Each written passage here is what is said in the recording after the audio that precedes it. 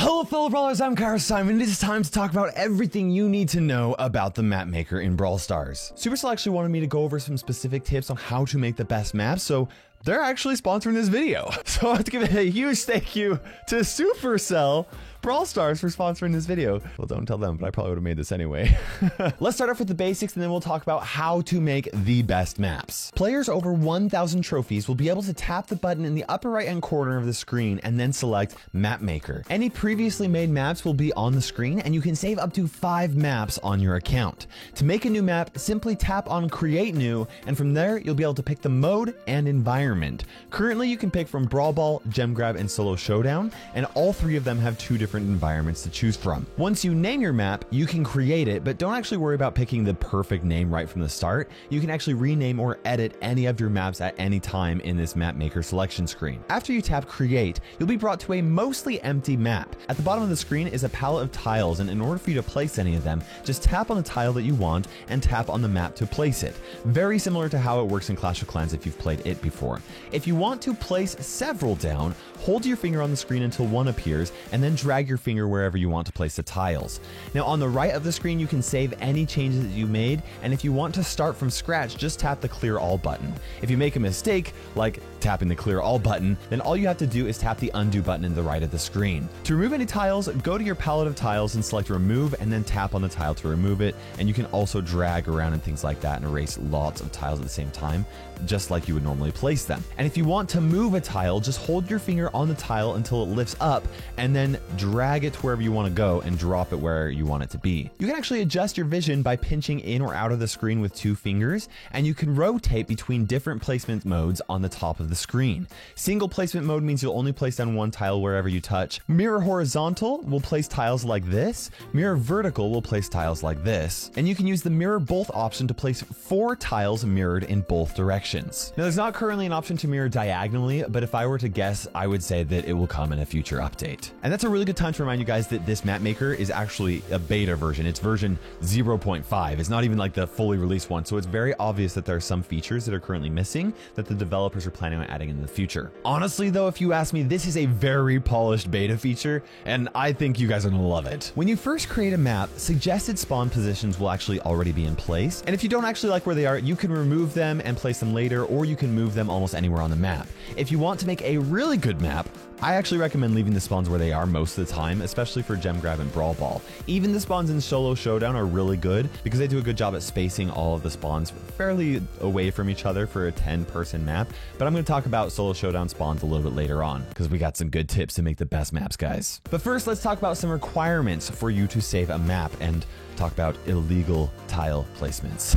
Obviously, all of the required spawns must be on the ground. In Brawl Ball, there are 2 different types of spawns. These ones happen at the start of the match or after a team scores a goal in Brawl Ball, and these ones are where players are going to respawn after they die. Now, there are some types of tile placements that will result in a red warning called an illegal tile placement, and you will not be able to save a map with these red warnings. The first warning you need to be aware of are single empty tiles next to solid tiles. The reason for this is that brawlers are too big to actually fit through single tile spaces, so you need to make sure that everywhere that a brawler can actually walk has at least 2 tile spaces everywhere. The gem mine in Gem Grab and the ball in Brawl Ball are always placed in the center of the map, and it is impossible to place any tiles within 2 tiles of those center areas. Also, you can't block them off entirely by walls or anything like that. In fact, you can't save a map if there are any parts of the map that are blocked off that can only be accessed by jumping into them. If you do want to block off a large area, you can get around this by completely filling it in with tiles that brawlers can't walk over. Another quick tip is that if you're having a hard time placing tiles at the bottom of the map, chances are you're zoomed too far out and you'll be able to place them if you zoom in a bit. One thing I highly recommend doing is saving often while you're creating maps, especially if you need to put your device down for any period of time. Also, always make sure that you save before you switch apps on your device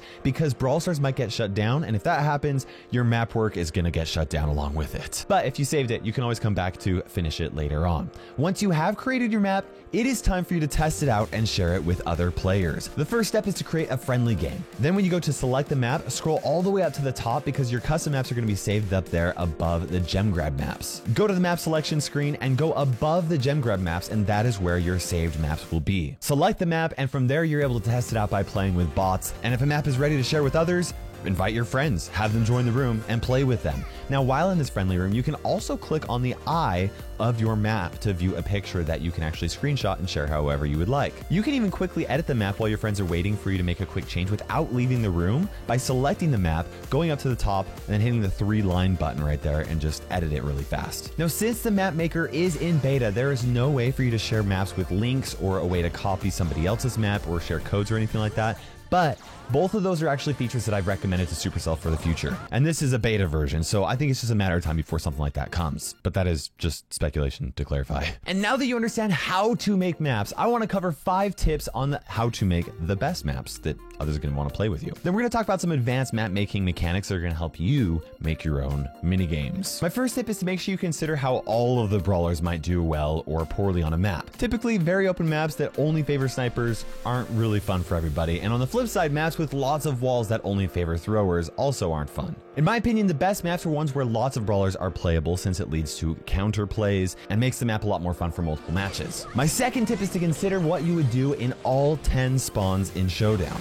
Showdown has 10 players, but you are going to be tempted to create a map that is built for only 8 players because there's 4 sides of the map. So make sure that you do something to make the map fair for all 10 player spawn positions. You can place spawns in a circle, like in Feast or Famine. You can have 2 spawns at each wall with 2 in the center, like Rock Wall Brawl. Or you could even do 2 spawns on 2 of the walls and 3 spawns on the other 2 walls, just like Scorched Stone. But you need to make sure that you do something that the spawns are fair for all players. My third tip is to make sure you use a lot of different types of tiles and decorate your map to make it feel a little bit more complete. I really like Double Swoosh as an example of this. There are tombstones, cinder blocks, tree stumps, this fence looking thing, and even wooden barrels and boxes. It makes the map feel a lot more clean and lively rather than just a bunch of the same block everywhere. If you don't want to be creative right from the start, you can absolutely just create the entire map with one tile and replace certain ones with different tiles later on once the basic layout is finished. My fourth tip is to test your map with bots before you play with your friends, especially in Showdown.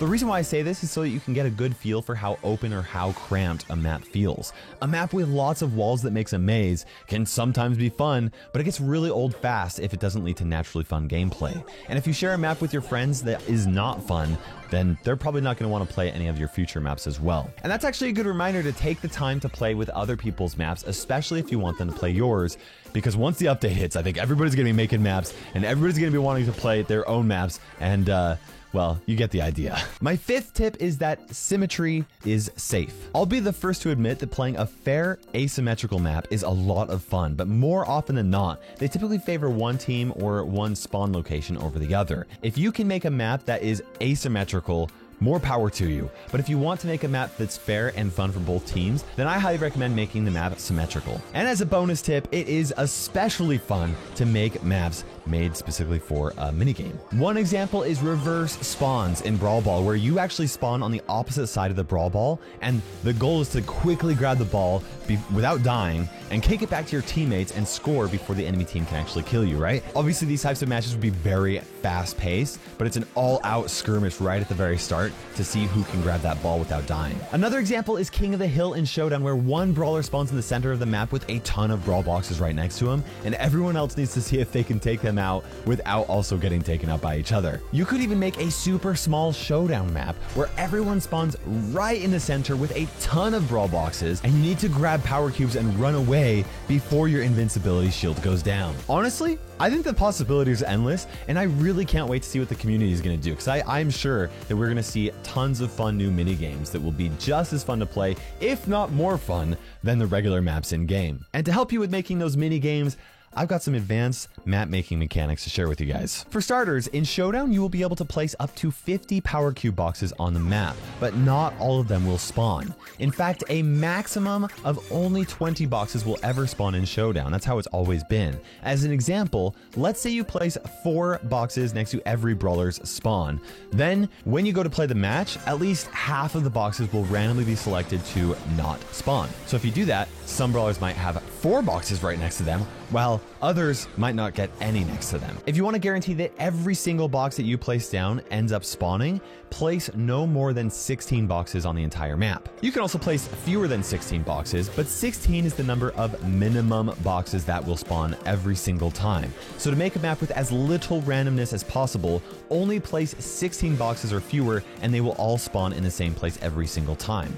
To make a map that has as much randomness as possible, place all 50 boxes and 16 to 20 boxes will actually show up, but then there will be a lot of variety between matches. And if you want to make it more likely that a box will spawn in a certain location, just place 2 or 3 boxes there. And to make it less likely that a box will spawn in a certain location, only place 1 there. I think you guys get the idea, and you can use this information to really make sure the boxes spawn the way that you want them to. The next advanced mechanic has to do with the spawns if you actually remove some of the bots or players from a specific match. When you disable bots, the game looks for spawns in the same way that we read English. It starts at the top left and then reads to the right, goes down a line, and then goes from left to right. So let's say you want to make a map that only has 2 players in it, and you want to make sure that the 2 spawns are the same every single time. You can put 8 of the spawns in the bottom part of the map, and if you really want to be nitpicky, you can put it over to the right, and then you can place the other 2 spawns wherever else you would want them to be. The game will still randomize which players will start in those 2 spawns, but the 2 players will spawn in those spawns each time. Just to make it more clear, another example is if you want to do a 4-man showdown map where each player starts in their own corner of the map. Just put 6 spawns in the lower right, and then the 4 players will always be able to spawn in those 4 locations wherever you choose them to be. The next advanced mechanic is to make it possible to create what I like to call Dyna Towers. If you try to create a safe place for a Dynamite or a Brock to jump into or anything like that, you won't be able to save your map.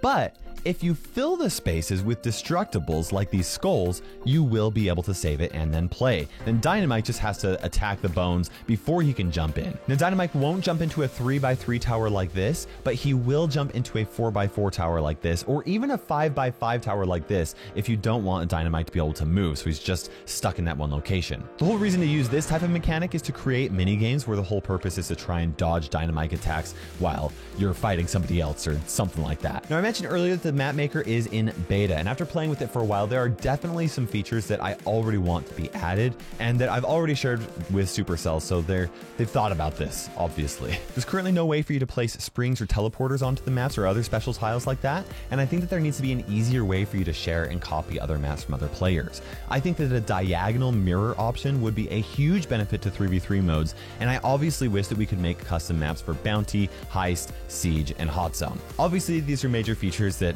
they're gonna want to introduce into the game later on, but for right now, I'm really happy with this Map Maker. For a beta feature, it is very polished and it's pretty intuitive, and I think it's gonna make a big impact on Brawl Stars.